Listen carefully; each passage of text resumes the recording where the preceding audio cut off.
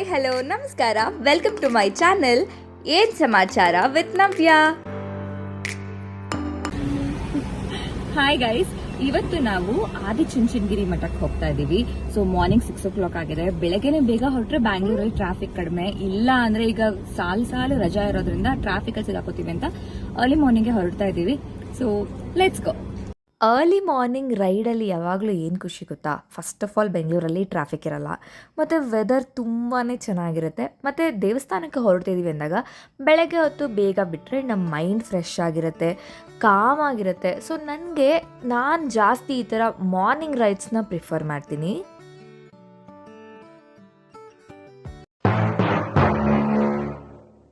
ನೋಡಿ ಎಷ್ಟು ಟ್ರಾಫಿಕ್ ಇದೆ, ಓ ಗಾಡ್.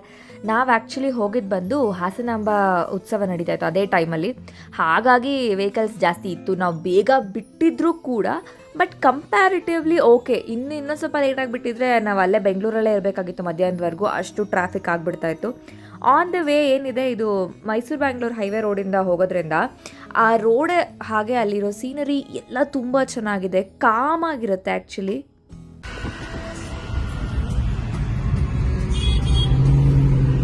ಸೊ ಈ ಟ್ರಾಫಿಕಲ್ಲಿ ಡ್ರೈವ್ ಮಾಡೋಕ್ಕೆ ನಿಮ್ಗೆ ಏನು ಅನಿಸ್ತದೆ?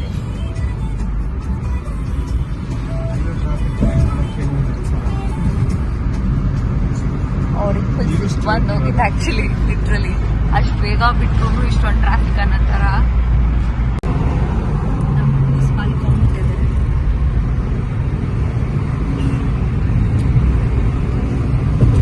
ಟ್ರಾಫಿಕ್ ಅಂತ ಬೇಗ ಮಲ್ಕೊಂಡ್ಬಿಡ್ತಾರೆ, ಹಾಗೆ ಅಲ್ವಾ, ಗಾಳಿ ಇರುತ್ತೆ, ಸೊ ಆರಾಮಾಗಿ ಮಲ್ಕೊಂಡ್ಬಿಡ್ತಾರೆ.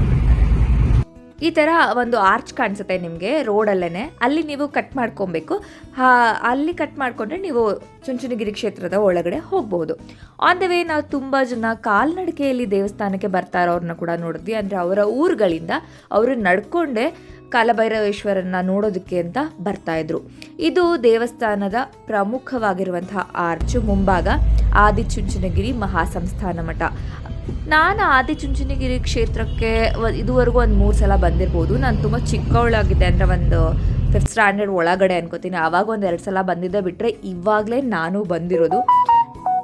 ನಾವು ಹೋಗಿದ್ದ ದಿನ ಜನ ಇರಲಿಲ್ಲ, ಜಾಸ್ತಿ ಜನನೇ ಇರಲಿಲ್ಲ, ತುಂಬ ಕಾಮಾಗಿತ್ತು, ತುಂಬ ಪೀಸ್ಫುಲ್ ಆಗಿತ್ತು ದೇವಸ್ಥಾನ. ಆ್ಯಂಡ್ ನೀವು ನೋಡ್ಬೋದು ಅಲ್ಲಿ ಎಲ್ಲ ರಸ್ತೆನೂ ಕೂಡ ಅವರು ಕ್ಲೀನಾಗಿಟ್ಟಿದ್ರು, ತುಂಬಾ ಕ್ಲೀನಾಗಿತ್ತು. ಏನೇ ಇದಾಗಿದ್ರು ಅಲ್ಲೇ ವರ್ಕರ್ಸ್ಗಳು ಇರ್ತಾಯಿದ್ರು. ಅಷ್ಟು ರೋಡ್ ಏನು ಚಿಕ್ಕದಾಗೇನಿಲ್ಲ, ಆ ಪ್ರಿಮಿಸಸ್ಸು ಎಲ್ಲನೂ ಅವ್ರು ಅಲ್ಲಲ್ಲೇ ಕ್ಲೀನ್ ಮಾಡ್ಕೊತಾಯಿದ್ರು. ಮೇ ಬಿ ನಾರ್ಮಲ್ ಆಗಿ ಎಂಟ್ರಿ ಫೀಸ್ ಇರುತ್ತೆ, ಏನಂದರೆ ಕಾರ್ಗೆ ಅಥವಾ ಬೈಕಿಗೆ ಪಾರ್ಕಿಂಗ್ಗೆ ಅಂತ ಫೀಸ್ ತೊಗೋತಾರೆ ಅಂತ ಅನ್ಕೋತೀನಿ. ನಾವು ಹೋದಾಗ ಜನ ಯಾರೂ ಇರಲಿಲ್ಲ, ಸೊ ಹಾಗಾಗಿ ನಮ್ಮ ಹತ್ರ ಯಾವುದೇ ರೀತಿ ಪಾರ್ಕಿಂಗ್ ಫೀಸ್ ಆ ಥರ ಎಲ್ಲ ಏನೂ ತೊಗೊಳ್ಳಿಲ್ಲ. ಅಲ್ಲಿ ಬೋರ್ಡ್ ಹಾಕಿದ್ದಾರೆ ನೋಡಿ, ವೆಹಿಕಲ್ಸ್ಗೆ ಇಷ್ಟು ದುಡ್ಡು ಅಂತ, ಬಟ್ ನಮ್ಮ ಹತ್ರ ಯಾವುದೇ ರೀತಿ ದುಡ್ಡನ್ನು ಅವ್ರು ತೊಗೊಂಡಿರಲಿಲ್ಲ. ನಾವು ಆರಾಮಾಗಿ ಹೋದ್ವಿ. ಇನ್ನು ಇತಿಹಾಸ ಅಂತ ನೋಡೋದಾದರೆ ಆದಿಚುಂಚನಗಿರಿ ಮಹಾಸಂಸ್ಥಾನಕ್ಕೆ 2000 ವರ್ಷಗಳ ಇತಿಹಾಸ ಇದೆ. ಇಲ್ಲಿ ಏನು ಹೇಳ್ತಾರೆ, ಒಂದು ಪುರಾಣದ ಕತೆ ಏನು ಹೇಳ್ತಾರೆ ಅಂದರೆ, ಇದು ಮೊದಲು ಒಂದು ದಟ್ಟಾರಣ್ಯ ಆಗಿತ್ತಂತೆ. ಅಲ್ಲಿ ಚುಂಚ ಮತ್ತು ಕುಂಚ ಅಂತ ಇಬ್ಬರು ಅಣ್ಣ ತಮ್ಮಂದಿರು ರಾಕ್ಷಸರಿದ್ರಂತೆ. ಅವರನ್ನು ಸಂಹರಿಸೋದಕ್ಕೆ ಅಂತ ಈಶ್ವರ ದೇವರ ಮೊರೆ ಹೋದಾಗ ಜನರು ಈಶ್ವರ ದೇವರು ಬಂದು ಇಲ್ಲಿ ಅವರಿಬ್ಬರನ್ನ ಸಂಹಾರ ಮಾಡಿದ್ರು ಅನ್ನುವಂತಹ ಒಂದು ಕತೆ ಇದೆ. ಸಂಹಾರ ಮಾಡಾದ್ಮೇಲೆ ಇದು ಗಿರಿ ಆಗಿರೋದ್ರಿಂದ, ಅಂದರೆ ಬೆಟ್ಟ, ಈಶ್ವರ ದೇವರು ಅಲ್ಲೇ ತಪಸ್ಸಿಗೆ ಕೂತ್ಕೊಂಡ್ರು. ಇಲ್ಲಿ ನೀವು ನೋಡ್ಬೋದು, ಇದು ಸಂಸ್ಕೃತ ಸ್ನಾತಕ ಅಧ್ಯಯನ ಕೇಂದ್ರ. ನಾನು ಹೇಳಿದೆ ಅಲ್ಲಿ ವಿದ್ಯಾದಾನ ಕೂಡ ನಡೆಯುತ್ತೆ ಅಂತ.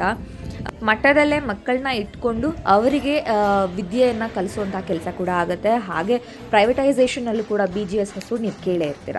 ಸೊ ಇದು ಇನ್ನೂ ಅಂಡರ್ ಕನ್ಸ್ಟ್ರಕ್ಷನ್ ಆಗ್ತಾ ಇತ್ತು. ಅದಾದಮೇಲೆ ಇದು ನೀವು ನೋಡಬಹುದು, ಇದು ದೇವಸ್ಥಾನದ ಪ್ರಿಮಿಸಸ್.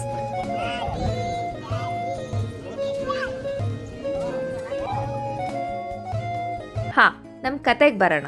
ನಾನು ಹೇಳಿದೆ ಅಲ್ವಾ, ಈಶ್ವರ ದೇವರು ಅದಾದಮೇಲೆ ಅಲ್ಲೇ ತಪಸ್ಸು ಕೂತ್ಕೊಂಡ್ರು ಅಂತ.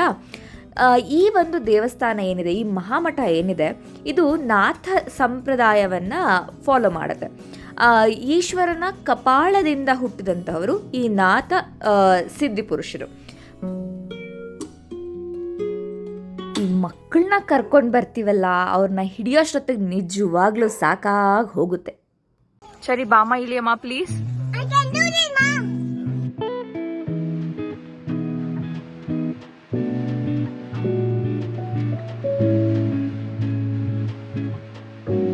ಈಗ ನೀವು ನೋಡಿದ್ರಲ್ವಾ, ಅದು ಅನ್ನದಾಸೋಹ ಭವನ ಇದು. ಹಾಗೆ ಒಳಗಡೆ ಇಲ್ಲಿ ನಿಮಗೆ ಪ್ರಸಾದ ಕ್ಷೇತ್ರ ಆಗಿರಬಹುದು, ಅಥವಾ ನೀವು ಅನ್ನದಾನಕ್ಕೆ ಏನಾದರೂ ಕಾಣಿಕೆ ಕೊಡೋದಾದರೆ ಅಲ್ಲೇ ಬರೆಸ್ಬಹುದು. ಅಲ್ಲೇ ಆಡಳಿತ ಕ್ಷೇತ್ರ ಕೂಡ ಇದೆ. ಇನ್ನು ಪೂಜೆ ಸಾಮಾನು ಏನಾದ್ರು ತೊಗೊಳ್ಳೋದಾದರೆ ಅದನ್ನು ಕೂಡ ನೀವು ಒಳಗಡೆನೆ ತೊಗೋಬೋದು. ತೀರ್ಥ ಪ್ರಸಾದ ಮಾರಾಟ ಮಾಡ್ತಿರ್ತಾರೆ, ಅದೆಲ್ಲವನ್ನು ನೀವು ಅಲ್ಲೇ ತೊಗೋಬಹುದು. ನಮ್ಮ ಪುರಾಣದ ಕತೆ ಮಿಕ್ಕಿದ ಭಾಗ ಹೇಳ್ತೀನಿ ಈಗ.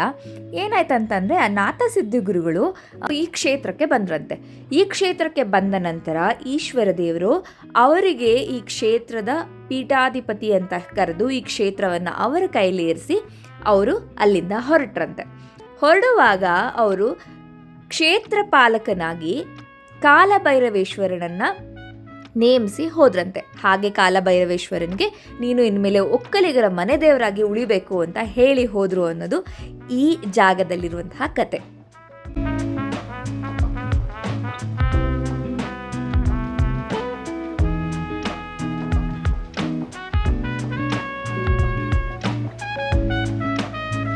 ಇದು ಆದಿಶಕ್ತಿ ಸ್ತಂಭಾಂಬಿಕಾ ದೇವಿ. ಇಲ್ಲಿ ಏನಾದರೂ ಹರಕೆ ಕಟ್ಕೊಂಡ್ರೆ, ನಮಗೆ ಮನೆ ಕಟ್ಟಕ್ಕಾಗ್ತಿಲ್ಲ, ಏನೇ ಪ್ರಾಬ್ಲಮ್ ಆಗಿ ಹರಕೆ ಕಟ್ಕೊಂಡ್ರೆ ಅಥವಾ ಮಗುಗೋಸ್ಕರ ಹರಕೆ ಕಟ್ಕೊಂಡ್ರೆ ಅದು ಆಗುತ್ತೆ. ಅದಾದ ನಂತರ ನೀವು ಇಲ್ಲಿ ಬಂದು ತಾಯಿಗೆ ಮಡ್ಲಕ್ಕಿ ಅಥವಾ ನಿಮ್ಮ ಕೈಯಲ್ಲಾಗಿದ್ದಂತಹ ಒಂದು ಸೇವೆಯನ್ನು ಸಲ್ಲಿಸಬಹುದು ಅನ್ನೋದು ನಂಬಿಕೆ ಇದೆ. ಇನ್ನು ನಾವೇನು ಕಾಲಭೈರವೇಶ್ವರ ಸ್ವಾಮಿಗೆ ಪೂಜೆ ಮಾಡಿಸ್ಬೇಕು ಅಂತ ಅಂದ್ಕೊತೀವಿ, ಅಥವಾ ಅರ್ಚನೆ ಮಾಡಿಸ್ಬೇಕು, ಅಥವಾ ನಾವು ಅನ್ನದಾಸೋಹಕ್ಕೆ ಏನಾದರೂ ದುಡ್ಡು ಕೊಟ್ಟಾಗ ಪ್ರಸಾದವನ್ನು ಕೊಡೋ ಮೊದಲು ನನಗೆ ತೋರಿಸೋದೇ ಅಲ್ವಾ, ಉತ್ಸವ ಮೂರ್ತಿ ಇದೆ ಕಾಲಭೈರವೇಶ್ವರ ಸ್ವಾಮಿದು, ಅಲ್ಲಿ ಪೂಜೆಯನ್ನು ಸಲ್ಲಿಸಲಾಗುತ್ತೆ. ಇನ್ನು ಆರ್ಕಿಟೆಕ್ಚರ್ ಹಾಗೆ ಡಿಸೈನ್ ಬಗ್ಗೆ, ವಾಸ್ತುಶಿಲ್ಪದ ಬಗ್ಗೆ ನಾವು ನೋಡೋದಾದರೆ ದೇವಸ್ಥಾನವನ್ನು ತುಂಬ ವಿಶಾಲವಾಗಿ ಕಟ್ಟಿದ್ದಾರೆ. ಪಾಸಿಟಿವ್ ವೈಬ್ಸ್ ಅಂತಾರಲ್ವ, ಅದು ನಿಜವಾಗ್ಲೂ ನಿಮಗೆ ಈ ದೇವಸ್ಥಾನದಲ್ಲಿ ಫೀಲ್ ಆಗುತ್ತೆ. ಕಾಲಭೈರವೇಶ್ವರನ ಸನ್ನಿಧಿಯಿಂದ ನೀವು ಹೋಗ್ತಾ ಬಂದರೆ ಅಲ್ಲಿ ಗಣಪತಿಯನ್ನು ನೋಡಬಹುದು, ಸ್ತಂಭಾಂಬಿಕಾ ದೇವಿಯನ್ನು ನೋಡಬಹುದು, ಹಾಗೆ ಮಾಳಮ್ಮ ತಾಯಿ ಕೂಡ ಅಲ್ಲೇ ಇದ್ದಾರೆ ದೇವಸ್ಥಾನದ ಪ್ರಾಂಗಣದಲ್ಲೇ ಒಳಗಡೆ.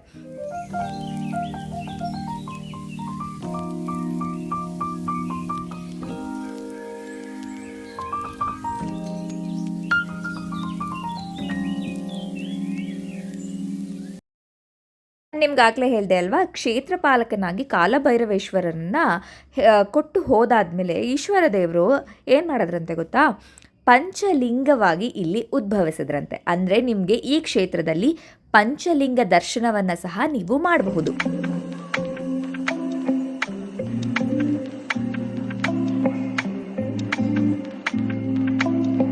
ಹಾಗೆ ಇನ್ನು ಮುಂದೆ ಬಂದರೆ ಇಲ್ಲಿ ಮೆಟ್ಲು ಕಾಣಿಸ್ತಿದೆ ಅಲ್ವಾ, ಅದು ಹತ್ಕೊಂಡು ಹೋದರೆ ನಾವು ಗವಿಸಿದ್ದೇಶ್ವರ, ಕತ್ತಲ ಸೋಮೇಶ್ವರ ಎಲ್ಲವನ್ನು ನೋಡಬಹುದು. ಇದು ಏಕಶಿಲಾ ಗಣಪತಿ, ದೊಡ್ಡದಾಗಿದೆ. ಮತ್ತು ಇದು ಒಂದಿತ್ತು, ನಾನು ಫಸ್ಟ್ ಟೈಮ್ ಎಲ್ಲ ಹೋದಾಗ ಇದೆಲ್ಲ ಏನೂ ಕನ್ಸ್ಟ್ರಕ್ಷನ್ ಆಗಿರಲಿಲ್ಲ. ಈ ಒಂದು ಏನಿದೆ ಆರ್ಕಿಟೆಕ್ಚರ್ ಡಿಸೈನ್ ತುಂಬಾ ಚೆನ್ನಾಗಿತ್ತು. ಹತ್ತಿರ ಬಿಡ್ತಿರ್ಲಿಲ್ಲ, ಕ್ಯಾಮ್ರಾ ಎಷ್ಟು ಜಸ್ಟೀಸ್ ಮಾಡ್ತಿದೆ, ಖಂಡಿತ ಜಸ್ಟೀಸೇ ಮಾಡ್ತಿಲ್ಲ. ಕಣ್ಣೆದುರುಗಡೆ ನೋಡೋದಕ್ಕೆ ತುಂಬ ಚೆನ್ನಾಗಿದೆ. ಒಳ್ಳೆ ಜೈಪುರಿ ಡಿಸೈನ್ಸ್ ಅಥವಾ ಈ ಕಾಶಿ ಡಿಸೈನ್ಗಳು ಬರುತ್ತಲ್ವಾ, ಆ ರೀತಿ ಒಂದು ಇನ್ಸ್ಪಿರೇಷನಲ್ಲಿ ಕಟ್ಟಿದ್ದಾರೆ ಅಂತ ಅನ್ನಿಸ್ತು. ನೀವು ಮೆಟ್ಲು ಹತ್ಕೊಂಡು ಮೇಲೆ ಹೋದರೆ ನಮಗೆ ನಂದಿ ವಿಗ್ರಹ ಅಲ್ಲಿ ಸಿಕ್ಕತ್ತೆ. ಅದಾದ ನಂತರ ನಮಗೆ ಸಿಕ್ಕೋದೆ ಗಂಗಾಧರೇಶ್ವರ ಸ್ವಾಮಿ ದೇವಸ್ಥಾನ. ಇದು ಪ್ರಮುಖವಾಗಿರುವಂತಹ ಒಂದು ಶಿವನ ಲಿಂಗ.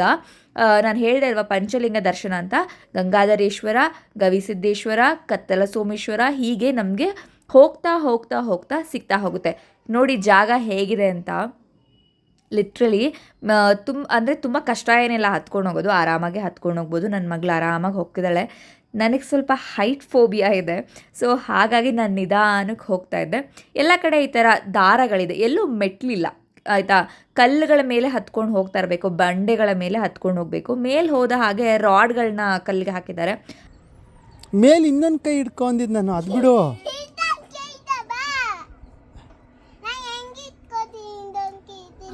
ನನ್ನ ಗಂಡ ನನ್ನ ಮಗಳಂತೂ ಫುಲ್ ಇನ್ಸ್ಟ್ರಕ್ಷನ್ಸ್ ಕೊಡ್ತಾಯಿದ್ರು, ಹಂಗಲ್ಲ ಹಿಂಗತ್ತು, ಹಿಂಗಲ್ಲ ಹಂಗತ್ತು ಅಂದ್ಕೊಂಡು. ಆ್ಯಕ್ಚುಲಿ ಇದಂತ ಏನು ಕಷ್ಟ ಇಲ್ಲ, ಆರಾಮಾಗಿ ಹತ್ಬೋದು. ಬಟ್ ನನಗೆ ಸ್ವಲ್ಪ ಹೈಟ್ ಫೋಬಿಯಾ ಇರೋದ್ರಿಂದ ನಿಧಾನಕ್ಕೆ ಹತ್ತುತ್ತಾ ಇದ್ದೆ ಅಷ್ಟೇ.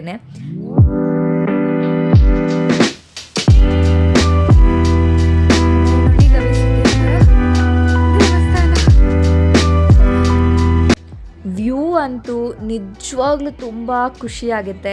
ಅಲ್ಲಿ ನಿಂತ್ಕೊಂಡು ನೋಡಬೇಕಾದ್ರೆ ಎಲ್ಲ ಕಾಣಿಸ್ತಾ ಇರುತ್ತೆ, ಕಲ್ಯಾಣಿವರೆಗೂ ಕಾಣಿಸುತ್ತೆ.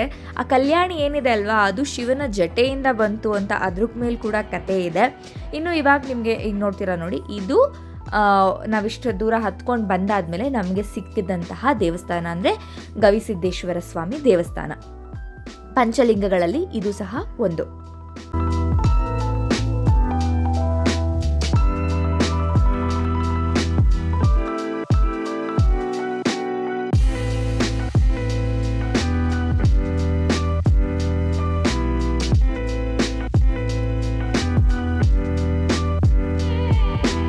ನನ್ನ ಮಗಳಿಗೆ ಟ್ರಾವೆಲಿಂಗ್ ಅಂದರೆ ತುಂಬಾ ಇಷ್ಟ ಆಗುತ್ತೆ. ಆ್ಯಸ್ ಯೂಶ್ವಲ್ ಅವಳು ಇವತ್ತಿನ ದಿನ ಕೂಡ ತುಂಬ ಎಂಜಾಯ್ ಮಾಡಿದ್ಲು. ಈಗ ನೀವು ನೋಡ್ತಾ ಇರೋದು ಬಾಲಗಂಗಾಧರನಾಥ ಸ್ವಾಮೀಜಿಗಳು, ಹಾಗೆ ಇವಾಗ ಮಠದ ಪೀಠಾಧಿಪತಿಯಾಗಿರೋದು ನಿರ್ಮಲಾನಂದನಾಥ ಸ್ವಾಮಿಗಳು. ಇದೆಲ್ಲ ನಿಮಗೆ ಗೊತ್ತೇ ಇರುತ್ತೆ. ಅದೆಲ್ಲ ಆದಮೇಲೆ ನಾವು ಅನ್ನದಾಸೋಹ ಇದ್ದಿದ್ದರಿಂದ ಅಲ್ಲೇ ಮಠದ ಊಟ ಕೂಡ ಮಾಡ್ಕೊಂಡು ಹೋಗೋಣ ಅಂತ ಹೋದ್ವಿ. ನೀವು ಊಟಕ್ಕೆ ಹೋಗಬೇಕಾದ್ರೆ ನಿಮ್ಗೆ ಎಷ್ಟು ಬೇಕೋ ಅಷ್ಟನ್ನು ಮಾತ್ರ ಹಾಕಿಸ್ಕೊಳ್ಳಿ, ವೇಸ್ಟ್ ಮಾಡಬೇಡಿ. ಇದು ನನ್ನ ಕಡೆಯಿಂದ ಒಂದು ರಿಕ್ವೆಸ್ಟು. ಆ್ಯಂಡ್ ಅಲ್ಲಿ ಸ್ಟ್ರಿಕ್ಟಾಗಿ ಕಾಯ್ಕೊಂಡಿರ್ತಾರೆ, ನೀವು ತಟ್ಟೆಯಿಂದ ಎತ್ಕೊಂಡು ಹೋಗಿ ಅನ್ನ ಹಾಕ್ತೀನಿ ಅಂತಂದರೆ ಅಲೋ ಮಾಡಲ್ಲ, ಓಕೆನಾ?